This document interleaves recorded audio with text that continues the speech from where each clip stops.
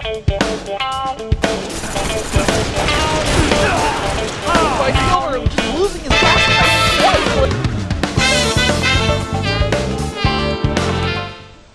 What's up, guys? It's Puckett's Picks. I'm wearing the light blue tee, so that means we're still in the first series between Idra and Huk from our 2011 Dallas Pro Circuit event.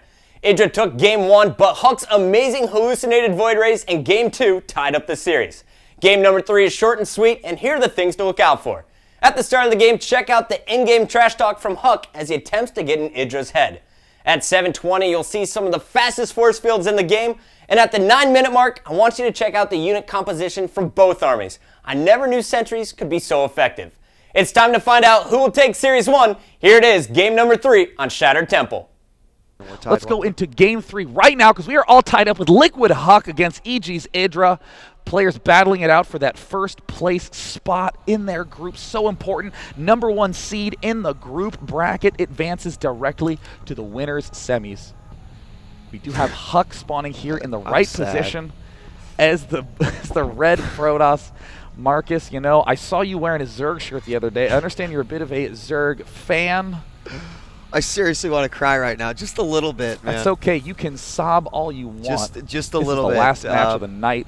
Pretty crazy. Yeah. Pretty crazy. You know, and hold on. While I cry, let me give some props to Huk. I mean, that was very, very smart. Well.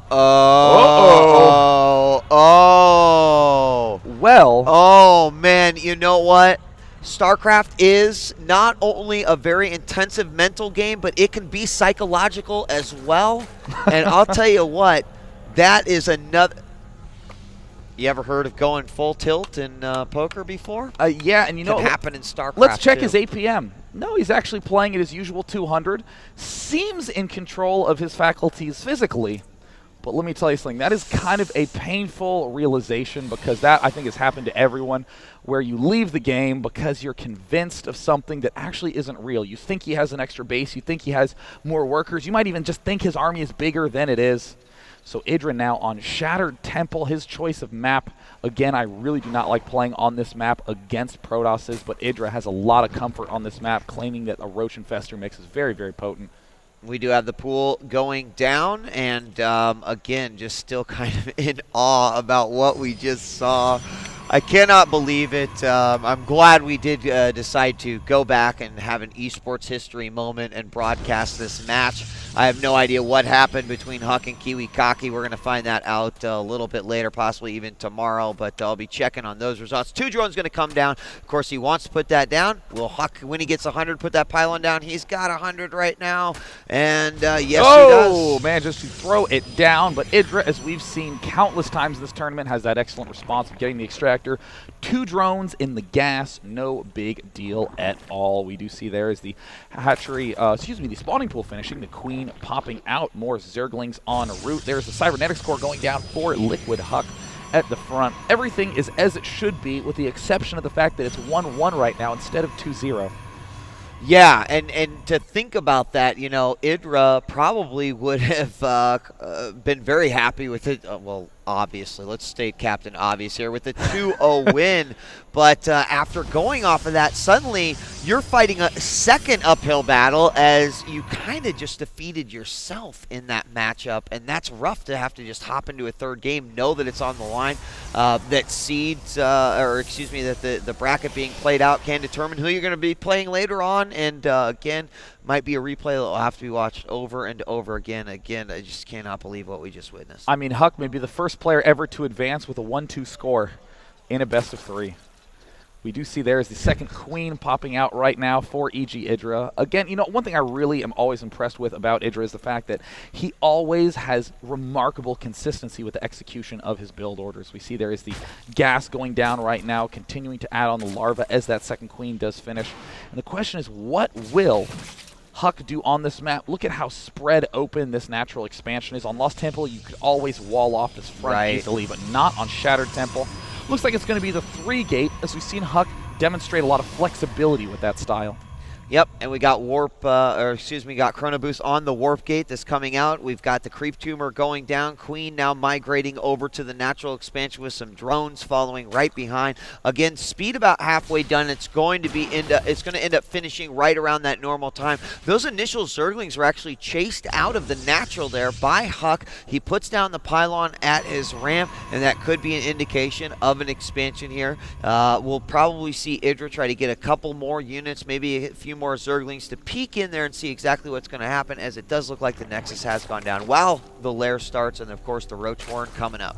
Idra, again, amazing consistency. I mean, for any Zerg player struggling with this matchup, you can literally copy this opening straight to the 6-minute and 30-second mark and have phenomenal timing on all your upgrades, your lair, your Roach Warren. Huk's going to be doing the usual early expand with plenty of sentries, but I do love this one extra stalker that was thrown in there so he can deal with the Zergling harass a little bit more easily. Zerglings coming in, poking away. See that pylon. Did manage to see that the Nexus is warping in as well. Forge going down and a gateway.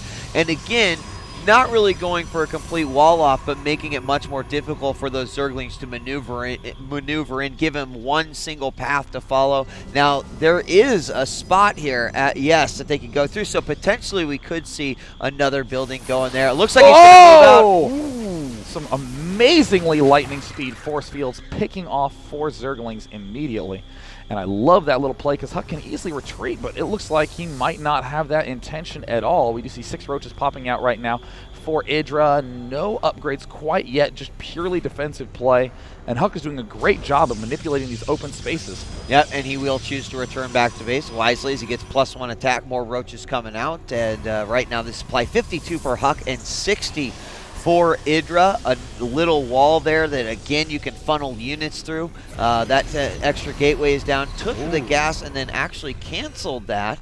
And also haven't seen Huk go for any sort of forward pylon quite yet. Sometimes we see him put it down very, very early in the matchup. But if I'm not mistaken, I see Idra taking out the rocks to his gold there with those roaches. So potentially going to expand there for a quick third. No. Looks like he's having some second thoughts about that, but again, going for the burrowing plus tunneling claw combination, continuing to get more and more drones as well. Idra, again, very, very responsible about making sure his drone count is extremely high, but I'm a little concerned about this 5th gate coming up from Huk. That could potentially mean a really quick attack. We're seeing that sentry count very high, 10 sentries, and Huk's moving out with an MC-style mass sentry force right at the 9-minute mark. And will be interesting to see if this will be successful. Zerglings on hold position at the Zelnaga Tower will be chased away, and he did get a good look at that army. So response, well, Burrow's going to finish, Tunneling Claws is going to finish, and no observer out at that point. There's the pylon just on the outside of that creep, and it looks like he is going to move forward. Force fields can do some serious damage here. They do separate out a few of those roaches. We have 9 more on the way. They will go ahead and burrow it, basically stopping any damage from being done. Pylon is in the back, but he can move forward and start working on the Queen and any drones as well. Got to watch out for those roaches popping back up, but as they individually pop out, he can take them out as well. And here comes all the roaches from Idra. There's the unburrow. We do see another force field on the ramp. We see Idra able to unburrow and immediately reinforce, but there is a lot of Idra left the game. All right, so Huk takes series number 1, but remember, they meet up twice in Dallas, so check us out tomorrow for game number 4 of the best of 7 continuation.